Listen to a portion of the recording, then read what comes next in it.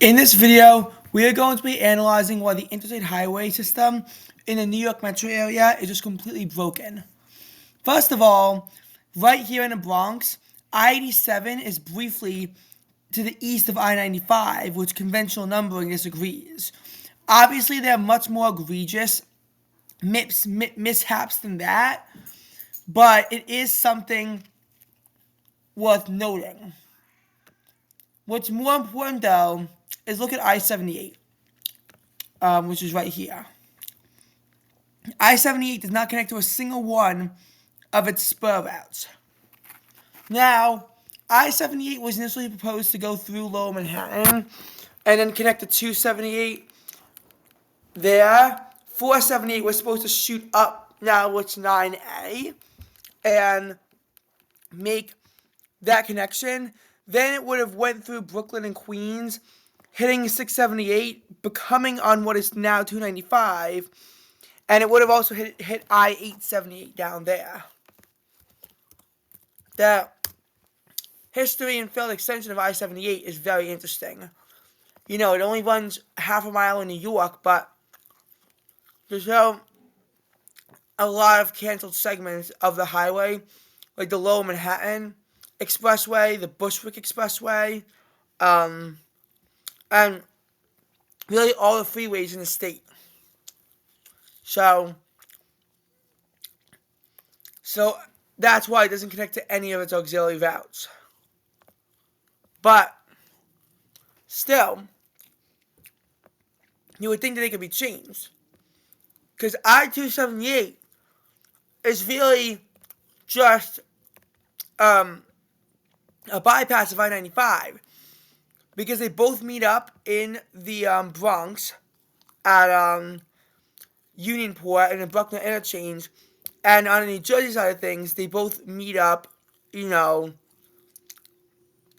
Elizabeth. So, 278 really could be a spur of 95. And the numbering for this, as you'll see, is why the New York interstate highway system is so broken. Because you might say you can't really have it the way you want it, but, come on. When you see what I mean later on in this video, you'll see why. I-678 extends, from the Bronx, and then there's a spur route down to Queens and to John F. Kennedy Airport. So that's really be a spur of 95. 878, should it even be an interstate at all? It's not even signed. Bruh. That should be completely downgraded to New York State Route 878, the same way that I-895 was just recently downgraded to be New York State Route 895, which is right here. And I-478, I don't even know what you do about that one. Probably going to also just be downgraded, since literally all I-478 is the Hugh L. Caddy Tunnel. For crying out loud, I-478 doesn't even have its own Wikipedia article, which really shows that it doesn't need to be an interstate. Now, obviously, this was some of the canceled segments of I-478, and what I-78 could have been. So I get why it exists, but in my opinion, they should just change it, because there's no real point to it. There's no real point to it being an interstate. And even the I-95 auxiliaries in New York are a bit broken. 295, for example, never connects back to 95. So it really should be an odd-numbered spur. I'll just put it out there, I-395, since it's a spur route into Queens. 495. It doesn't hit 95 at all, but to be fair, 34th Street was supposed to be a Trans-Manhattan Expressway that didn't connect and link back up to New Jersey Route 495 and connect back to I-95 in Secaucus. However, the other way you'd have to extend it to Connecticut is that if I-495 go up what is now NY25, then have it go all the way across to Long Island Sound, which will never be built, by the way, and then connect to I-95 in East Lyme, Connecticut. Since that's so impractical, why not just make I-95 into another spur route like I-195, which could be a spur out through Long Island, because it would never bypass I-95 anyway. And 695, I mean, I guess it sort of is a bypass of I-295. It's actually a very confusing interstate. That's only because you can't get from 295 to 95 north, so you have to take 695. I mean, it's practically just an exit ramp at this point. Just get rid of it. And with those numbers freed up, I-278 could now become I-295 as an actual spur. I-678 is another spur off I-95. It can make it something like I-595. And, so on and so forth. And that's not my only complaint. My other complaints are a bit further out of the metro area. Like 287. Which, why is it a spur of 287? The two highways actually are concurrent from Elmsford all the way out to Suffern. But 287 doesn't actually, end on 87 on either end.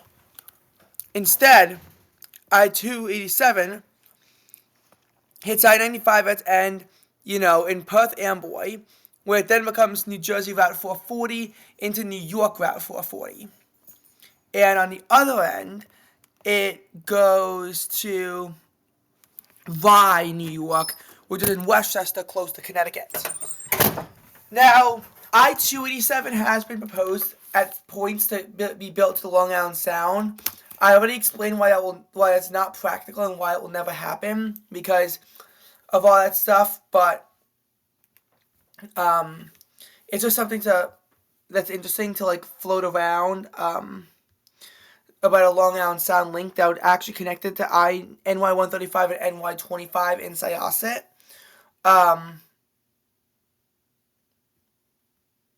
They're actually proposing a tunnel, so it would connect back. You could then maybe make NY135, so this highway, into part of I-287, but it really shouldn't be I-287. And then I would even connect it all the way down to Seaford at America Boulevard. But you could even also argue that 287 should really go up 440 because it is mostly up to interstate standards as well. Maybe a few improvements up to NY 440 and then have it go into that. Although then it runs a problem of 287 and 440 concurrent, and you can't have two auxiliary highways have a concurrency. So it would have to realistically end at 270 anyway in Staten Island.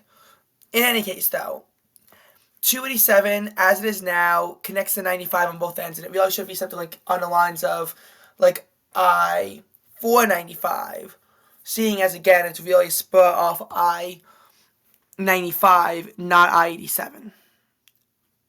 More like a bypass.